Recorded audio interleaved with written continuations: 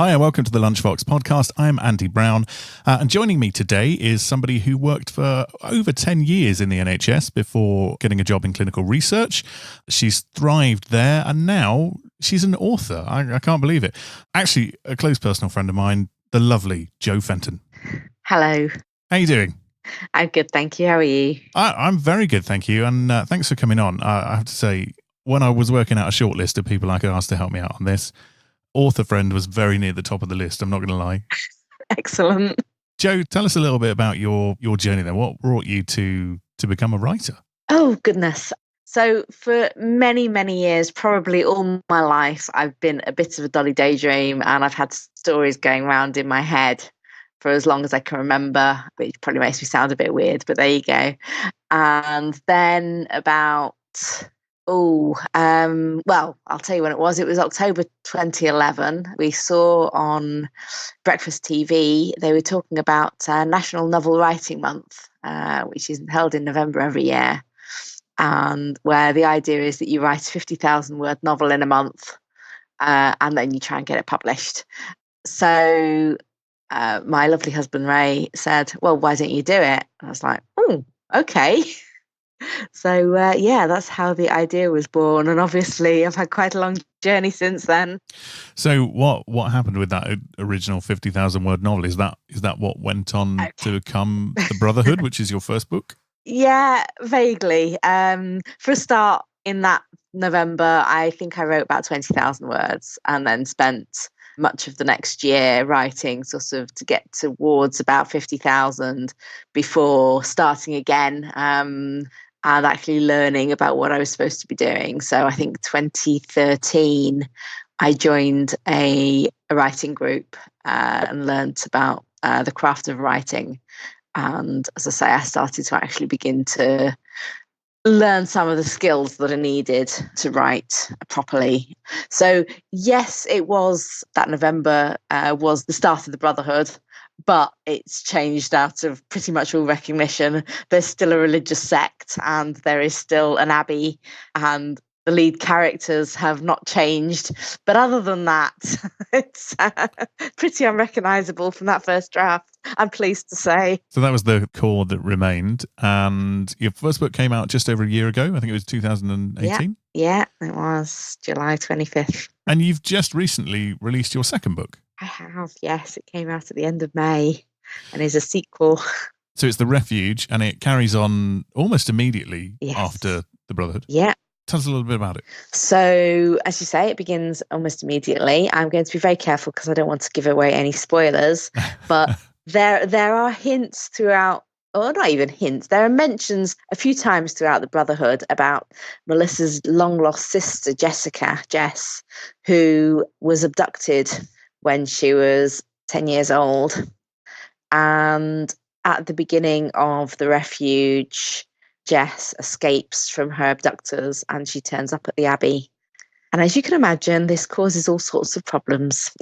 No more spoilers, because I'm only about 3 chapters in at the moment. Oh, okay. Definitely no more spoilers. But I can definitely recommend it. So the idea of the Lunchbox podcast is, it's minimal effort for me. Is you know me well, Jo.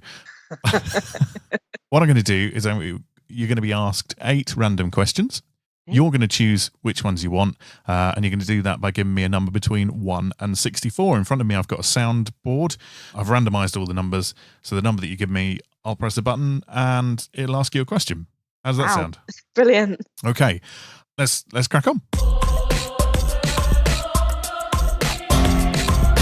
Right, so Jo, give us your first number today. So first number today will be 25, as that's the date my first book got published. So. Okay, here we go. Do you personally change the oil in your car? No, I do as little as possible. I very occasionally check it, but no, that's as far as I go. I suppose the question is, are you a practical person? Am I a practical person? No. No, I'm very good at dealing with all the little bits and pieces that come through that need dealing with on the computer. So, if there's like insurance changes to be done or kind of practical things like switching my British gas, stuff like that, I'm great. anything that actually involves hands-on, no. I tried once to redecorate our downstairs loo, and suffice to say, we had to get a decorator in very soon after because it was a complete disaster. I didn't have too much wallpaper falling on my head, but I'll leave the rest to your imagination. You go, my wife and I have just done our first wallpapering. 10 years of marriage, we've just done our first wallpapering this weekend. Congratulations. We're still married as well, so I assume that's a success. That's a good sign. My husband left me to it, which is possibly the mistake.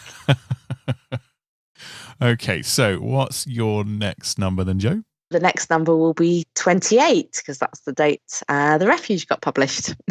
Okay. If you had to run away from everyone, where would you hide? Oh, that's a very good question. How far am I allowed to run? Anywhere you want. Budget, resources, there's no restriction. Oh, fantastic. Well, in that case, I would run away to Southampton, get on a cruise ship, and I would go to somewhere really nice and interesting. Best cruise cabin I could afford. And I'd go and hide away on a cruise ship. Why a cruise ship? I love being able to visit lots of different places at once without having to unpack and repack my bags. And I love the entertainment, and there's plenty of chance to chat to people and yet remain anonymous, which I quite like. I'm a very sociable person, but also quite reserved. So it's nice to be able to chat to lots of people and then know that you'll probably never see them again, which is kind of interesting. So touching on that, Jo, you work in clinical research. Yes. I know the job you do because I've done that job, and it can involve a lot of travel. It strikes me as a bit of a dichotomy because I imagine that you love the traveling aspect, but there's a lot about that role that you can't be anonymous in because you part of the job is to go in and actually evaluate things that other people are doing. So how does that sit with you? Yeah, I mean, I also love chatting to people, full stop, whether anonymous or not really. So it's great going around to the hospitals and, building up those relationships, which, to be honest, without those relationships, you never get anything done because there is a lot of going in and saying, we really need this to be done like yesterday, and please can you do it like immediately. I know you've got sort of 6,000 other things to do, but please just prioritize this because I'm asking you to.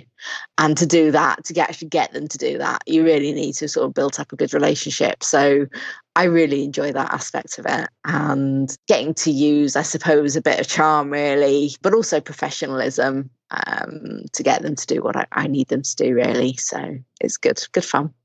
Okay, thank you very much. Will you give me another number, please? 15. Why have you chosen 15? Why have I chosen 15? Because on the 15th of October, I finished writing The Brotherhood, and I also ran half a marathon. So big day then. Quite a big day for me. If you had 6 hours to prepare everything you needed to survive for 1 year on a deserted island, what would you choose? My Kindle. Yeah, okay. Laptop. Power on this deserted island then, is there? Oh, several power banks charged. I suppose failing that, I would need lots of exercise books to write in. Because if I was going to be on a deserted island for a long time, I would hope to get quite a few books out of it, really, because I'd have a lot of writing to do. I suppose some practicality is going to need to be thrown in there, isn't it? And I'm going to need to actually take some things that are going to help me survive. So probably a survival book, and which I would read in the first hour so that I would know what to take in the next 5 hours. So I'd be able to do a bit of scrummaging around. I've not got a huge amount of survival skills, really. I've not watched enough of Bear Grylls to really know what I should be taking. Yeah, I think I'd be pretty rubbish, actually. I think I'd need to take someone with me. Yeah, can I take someone with me who's really good at that sort of stuff? You got 6 hours. Who can you find? I'm not going to disallow it. I'm in a group of fantastic women who do running, hiking, and all sorts of amazing things like that. And two of the ladies in my group have just walked sort of the ultra sort of marathon Jurassic Coast last weekend, and they are absolutely totally awesome ladies. I just want to give them a plug because they're just fantastic. Sue Tickle and Sandra Powers. They are brilliant ladies, and I'd like to take them both with me because they're fantastic and they'd help me survive in the wild. Okay, so Sue and Sandra. Yes. And they'd also be good company as well. Yeah, I think that's it really. So people who know what they're doing, lots of books, lots of exercise books I can write, and probably some chocolate. I have this lovely vision of you popping around, grabbing Sue and Sandra, and then spending the next 5 hours just flicking through your library, working out what you want to take while they work out all the survivalism. Yeah, something like that. Delegation. Oh, that's brilliant. Okay, and can you give me another number then, Jo? Oh, 13, just because it's my birthday. Have you ever been on a boat? Yes. There's kind of boat-heavy theme for you this week, isn't it? There is really, yes. I have been on a few cruises, which is why I know I love them. I've also been on a number of ferries, which I hate. Me and ferries don't go very well together. I tend to go quite green and throw up quite a lot. So, yeah, not fond of ferries. I like small boats, sort of, being out, if you go out on the Med or, Caribbean or somewhere lovely, and you get a chance to go out on a little boat and nice little boat trip with a bit of music and drinks and stuff, and get to go snorkeling and things off the boat. That's, that's my idea of a really lovely chilled out day. So, Jo, so how much writing are you typically doing in your average week now then? Because you've got I'm assuming this isn't your full-time thing now? No, I'm still monitoring. So, yeah, my ideal is to write for half an hour to an hour every day, but it doesn't happen. In practice, I might get sort of, 2 to 3 hours a week done. The last couple of weeks, because I've been sort of promoting my book, I've hardly done any writing, and I really need to get back to it because I've got a deadline to get the next one written.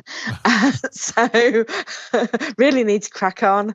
But yeah, about 2 or 3 hours a week, probably on a sort of fairly average, typical week. And again, what's the promotion been like? Because going back to what you were saying earlier about the your love of anonymity, but also meeting and talking to people. Yes. How's that been? It's great when I have the confidence to sit and chat to people on trains, and sometimes the book kind of comes up naturally in the conversation. Sometimes it doesn't, and sometimes it sort of comes up a little bit more forced, but it's okay in the end. So yeah, I've managed to sort of every now and again I'll manage to persuade someone on a train to buy my book. If it doesn't happen, then it doesn't happen. I'm not all that fussed about it. Realistically, the promotion is online. It's far more organized marketing, really. So I use various social media sites and also sort of promotional websites to spread the word, really, because, just can't do it. Can't do it all by myself. There's no kind of magic formula, unfortunately. I had this wonderful idea when I first started that, people were going to read my book. They were going to love it. They were all going to tell all their friends, and all their friends were going to tell all their friends, and it was going to have this lovely ripple effect. And I got as far as everyone I knew reading it and loving it. That was great. But then telling their friends may have happened, but not all the friends then kind of picked it up or probably even listened, So it's just kind of, you kind of get to that sort of like full stop. And as I say, you then have to sort of rely on more professional marketing strategies, really. So yeah, I'm kind of working on that aspect. I do have the audiobook coming out for the Brotherhood, hopefully later this summer. And that will get significant marketing support from the audiobook publisher. So I'm really looking forward to that because I found that marketing is not really my my forte. Tell me about the audiobook then. Are you going to be reading it, or No, have you been I won't auditioning? read it. I've been going through auditions. A narrator has been selected, but obviously, until she actually signs the contract, I can't give you any names. Are they famous? Will we know them? I don't know. Possibly not. She's done quite a few audiobooks before, so possibly if you have to have read one of her audiobooks, then maybe, as I say, I will be announcing it on social media as soon as I can. That must be really, really exciting then. The kind of the next phase. Yes, it's incredible. Actually, just listening to the auditions, hearing someone say, "This is The Brotherhood by Joe Fenton." I'm like, "Oh, wow, that's me."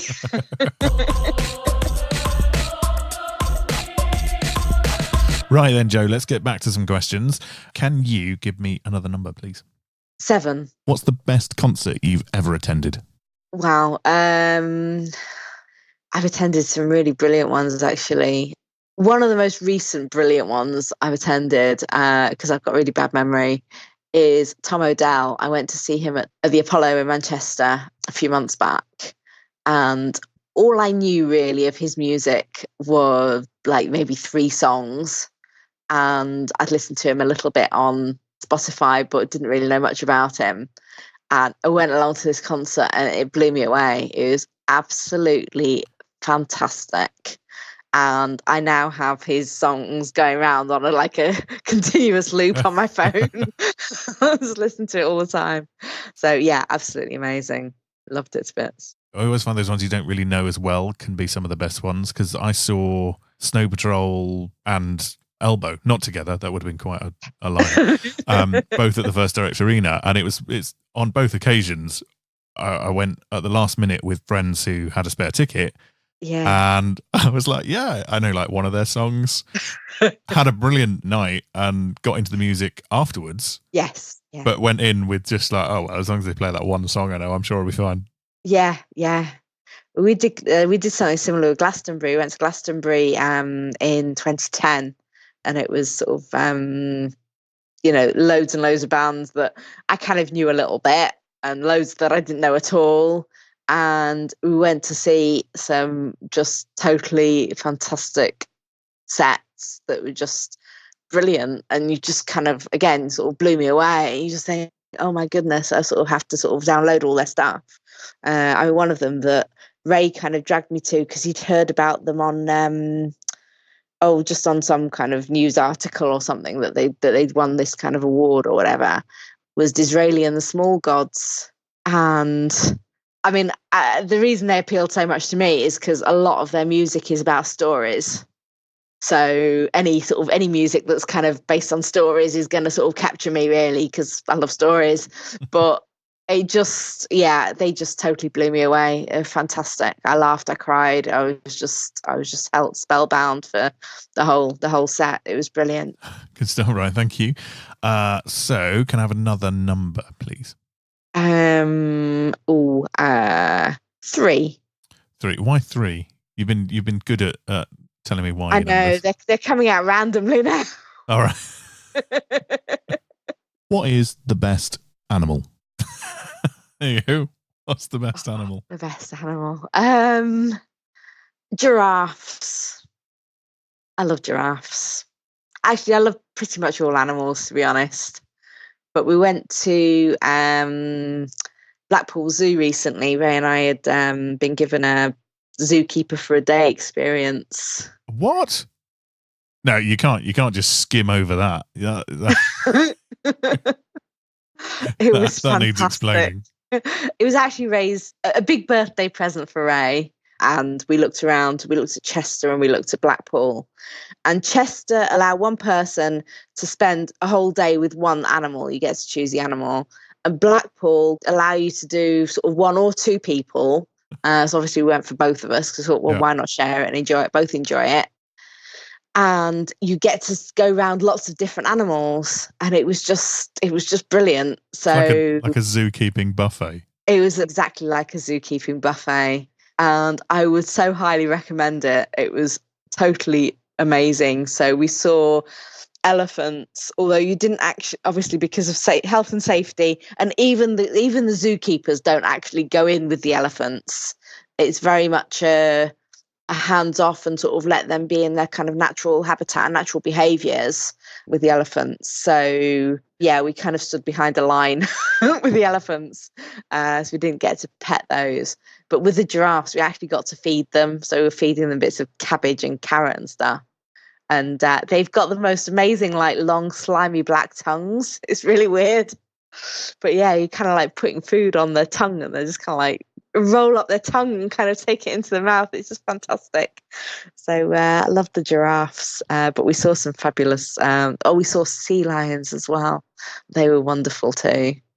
Yeah, I love so many different types of animals. It's hard to say. And I've got a lovely dog as well, a lovely corgi who's beautiful. So... Well, that is a comprehensive answer to what is essentially a ludicrous question. Well done. I just want to go on a Zookeeper Buffet now, and it's making me hungry. So, thank you. Okay, so can I have your next number, please? 12. Have you ever been on television or radio? I have been on radio. In January, I got invited to be on Drystone Radio, which is a community radio station in... Drystone? I have no idea where Drystone is. It's based in Keighley. Okay. Cowley, actually, in Yorkshire. And I got interviewed for 2 hours by the fabulous David Driver on the Writer's Bookshelf programme. Wow, okay. Absolutely brilliant. So I got to do a playlist and everything of my music for the Brotherhood, and it was just awesome. It was really exciting. Name us some of the tracks then that you put together for the Brotherhood. Okay, so Torn by Natalie Imbruglia. Okay. There was Jesus He Knows Me by Genesis. For fairly obvious reasons for anyone who's read the Brotherhood. Yep. I also chose the Depeche Mode song, and I'm just trying to remember which one it was. It's got to be Personal Jesus, right? Yes, it was. Thank you. Yeah, I was just like completely blanked for a minute then.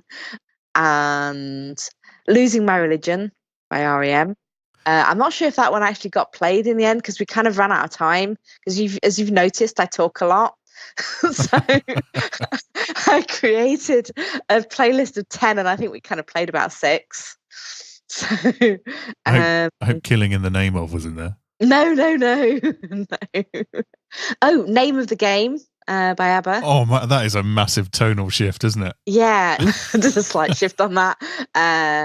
But yeah, oh goodness, I can't remember the others. I've completely blanked. And how did you find the interview? What was it like?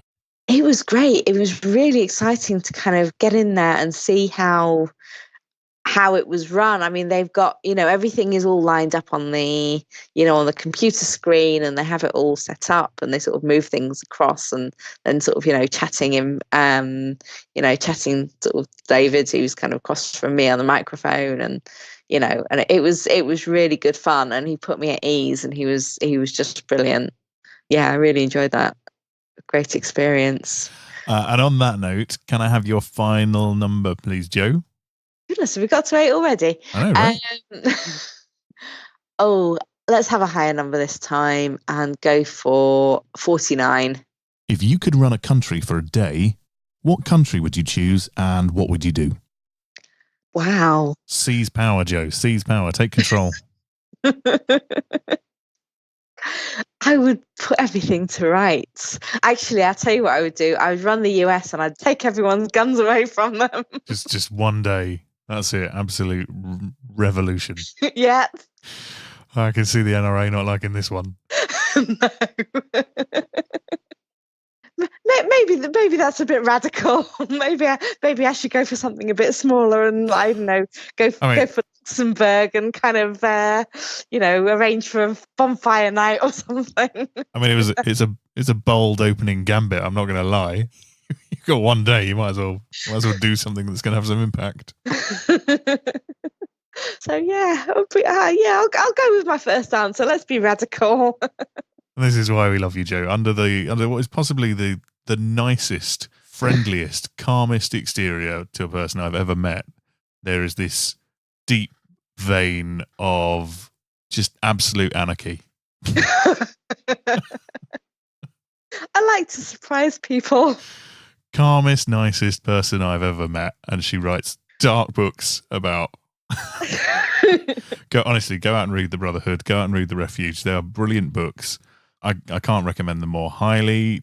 Joe, tell us where people can find them. Amazon, in short. So yeah, just if you type my name easily, that's the easiest way of doing it. Type Jo Fenton into Amazon search bar, and they will appear very close to the top because there's only one Jo Fenton. It's a good author name. And if anybody wants to find you on social media, how can they do that? I am on Facebook under Jo Fenton. I am on Twitter under JL Fenton. I have a blog, which is www.jofenton137.com, which has got all my other social media links. So if all you remember is jofenton137.com, that will bring me up very quickly, and then you can find everything else from there. I've got to ask, why Jo Fenton 137? That's my birthday. Of course it is. I knew that. Puts a note in his diary to go out and buy a present. Jo, thanks for coming on today. Really, really appreciate it. It's been lovely having you here and really great fun. Thank you. It's been a real pleasure. Thank you very much for inviting me. Thank you. Right. If you want to get involved in the Lunchbox podcast, maybe you want to come on as a guest, maybe you want to suggest some questions, you can do that by tweeting us or getting in touch with us on social media. It's at Lunchbox Podcast. We'll be back next Wednesday with another episode. Until then, bye.